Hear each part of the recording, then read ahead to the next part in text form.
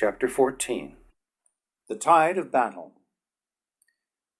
But Solon's last loud cry had not been without effect, for a moment later a dozen guardsmen burst into the chamber, though not before I had so bent and demolished the great switch that it could not be again used to turn the powerful current into the mighty magnet of destruction it controlled. The result of the sudden coming of the guardsmen had been to compel me to seek seclusion in the first passageway that I could find, and that, to my disappointment, proved to be not the one with which I was familiar, but another upon its left. They must have either heard or guessed which way I went, for I had proceeded but a short distance when I heard the sound of pursuit. I had no mind to stop and fight these men here, when there was fighting aplenty elsewhere in the city of Cadabra, fighting that could be of much more avail to me and mine than useless life-taking far below the palace. But the fellows were pressing me, and as I did not know the way at all, I soon saw that they would overtake me unless I found a place to conceal myself until they had passed, which would then give me an opportunity to return the way I had come and regain the tower, or possibly find a way to reach the city streets. The passageway had risen rapidly since leaving the apartment of the switch, and now ran level and well lighted, straight into the distance as far as I could see. The moment that my pursuers reached this straight stretch, I would be in plain sight of them, with no chance to escape from the corridor undetected. Presently I saw a series of doors opening from either side of the corridor, and as they all looked alike to me, I tried the first one that I reached. It opened into a small chamber luxuriously furnished, and was evidently an antechamber off some office or audience chamber of the palace. On the far side was a heavily curtained doorway, beyond which I heard the hum of voices. Instantly I crossed the small chamber, and parting the curtains, looked within the larger apartment. Before me were a party of perhaps 50 gorgeously clad nobles of the court, standing before a throne upon which sat Silensus Ole. The Jeddak of Jeddaks was addressing them. "The allotted hour has come," he was saying as I entered the apartment, "and though the enemies of Okar be within her gates, naught may stay the will of Silensus Ole. The great ceremony must be omitted, that no single man may be kept from his place in the defences, other than the 50 that custom demands shall witness the creation of a new queen in Okar. In a moment the thing shall have been done, and we may return to the battle, while she who is now the Princess of Helium looks down from the Queen's Tower upon the annihilation of her former countrymen, and witnesses the greatness which is her husband's." Then, turning to a courtier, he issued some command in a low voice. The addressed hastened to a small door at the far end of the chamber, and swinging it wide, cried, "Way for Dejah Thoris, future Queen of Okar." Immediately 2 guardsmen appeared, dragging the unwilling bride toward the altar. Her hands were still manacled behind her, evidently to prevent suicide. Her disheveled hair and panting bosom betokened that, chained though she was, still she had fought against the thing that they would do to her.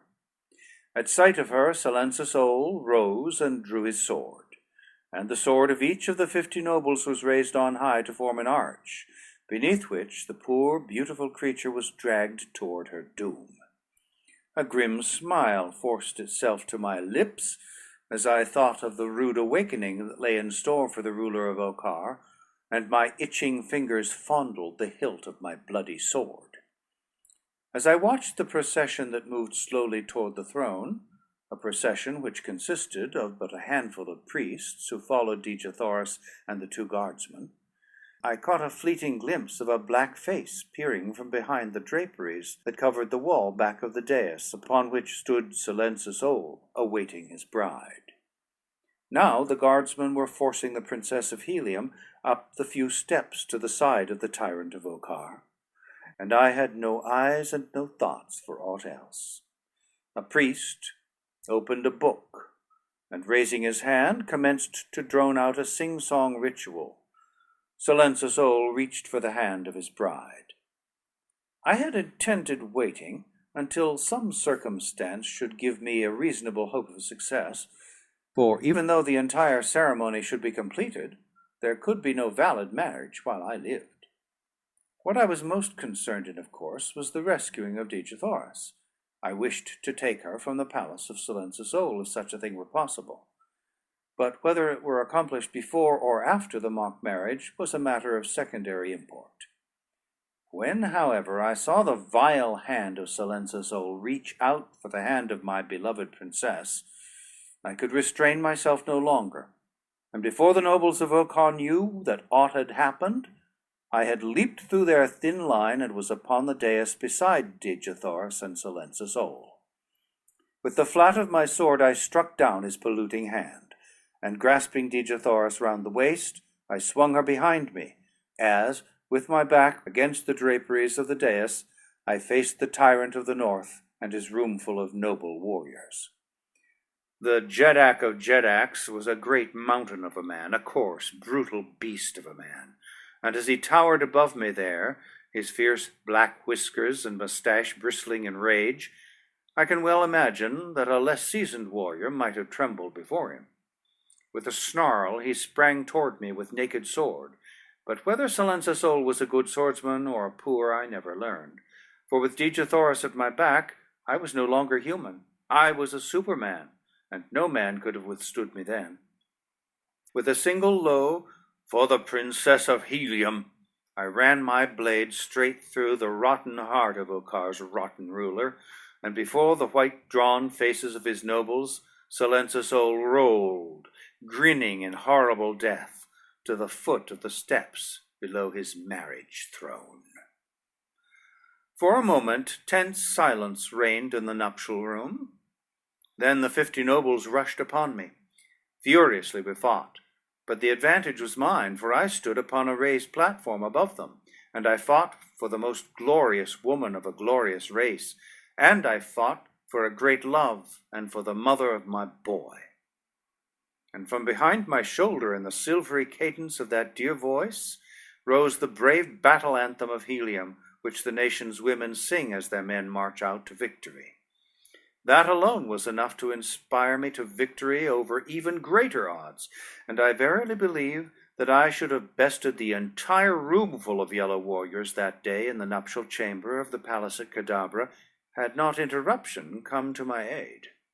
Fast and furious was the fighting as the nobles of Sol sprang time and again up the steps before the throne, only to fall back before a sword hand that seemed to have gained a new wizardry from its experience with the cunning Solon. 2 were pressing me so closely that I could not turn, when I heard a movement behind me, and noticed that the sound of the battle anthem had ceased. Was Dejah Thoris preparing to take her place beside me?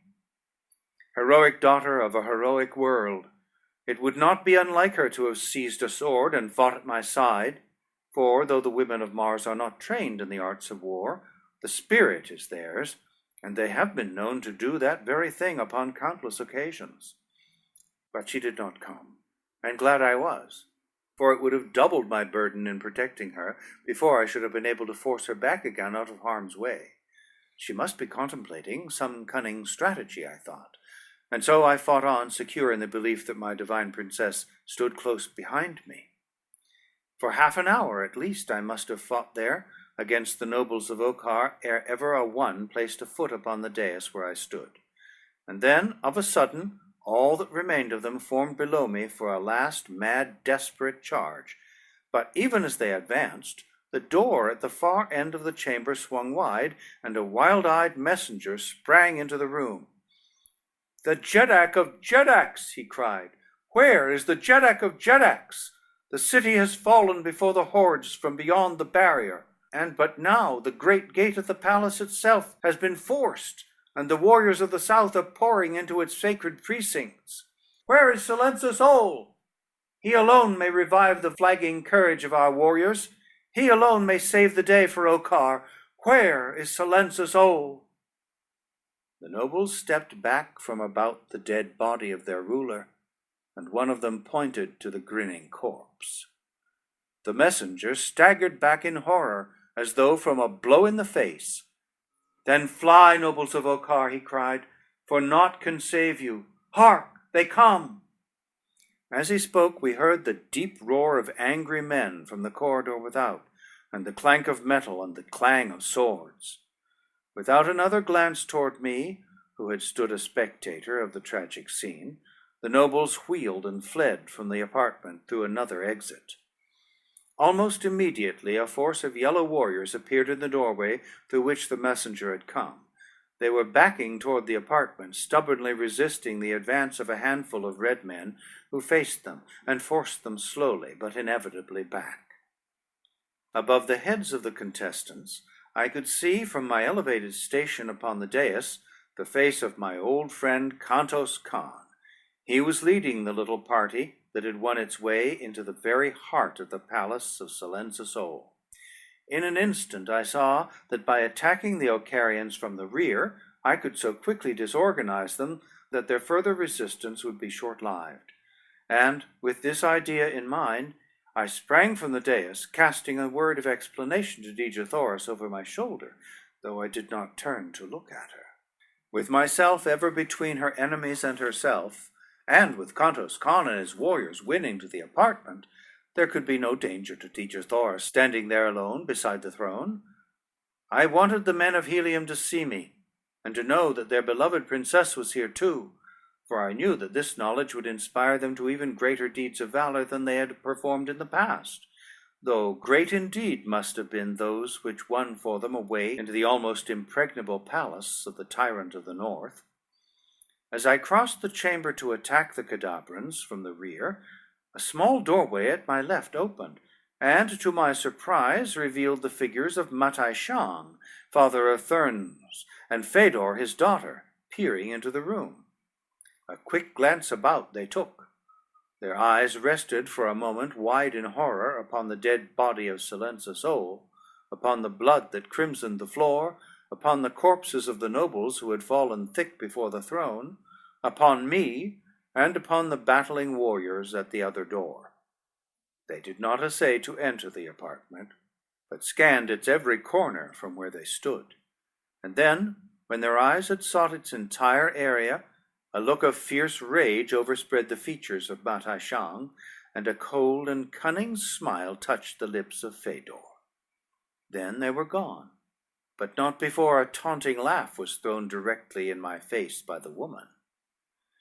I did not understand then the meaning of Matai Shang's rage or Fedor's pleasure, but I knew that neither boded good for me. A moment later I was upon the backs of the yellow men, and as the red men of Helium saw me above the shoulders of their antagonists, a great shout rang through the corridor, and for a moment drowned the noise of battle. "For the Prince of Helium!" they cried. "For the Prince of Helium!" And like hungry lions upon their prey, they fell once more upon the weakening warriors of the north. The yellow men, cornered between two enemies, fought with the desperation that utter hopelessness often induces, fought as I should have fought had I been in their stead, with the determination to take as many of my enemies with me when I died as lay within the power of my sword arm.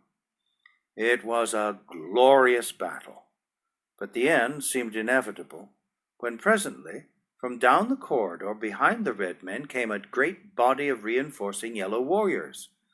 Now were the tables turned, and it was the men of Helium who seemed doomed to be ground between two millstones. All were compelled to turn to meet this new assault by a greatly superior force, so that to me was left the remnants of the yellow men within the throne room.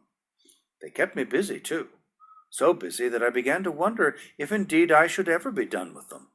Slowly they pressed me back into the room, and when they had all passed in after me, one of them closed and bolted the door, effectually barring the way against the men of Kantos Khan.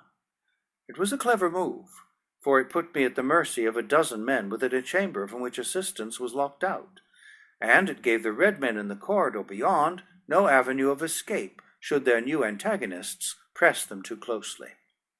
But I have faced heavier odds myself than were pitted against me that day, and I knew that Kantos Khan had battled his way from 100 more dangerous traps than that in which he now was. So it was with no feelings of despair that I turned my attention to the business of the moment. Constantly my thoughts reverted to Dejah Thoris, and I longed for the moment when, the fighting done, I could fold her in my arms and hear once more the words of love which had been denied me for so many years.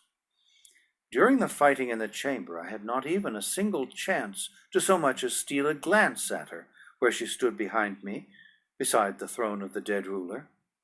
I wondered why she no longer urged me on with the strains of the martial hymn of Helium, but I did not need more than the knowledge that I was battling for her to bring out the best that is in me.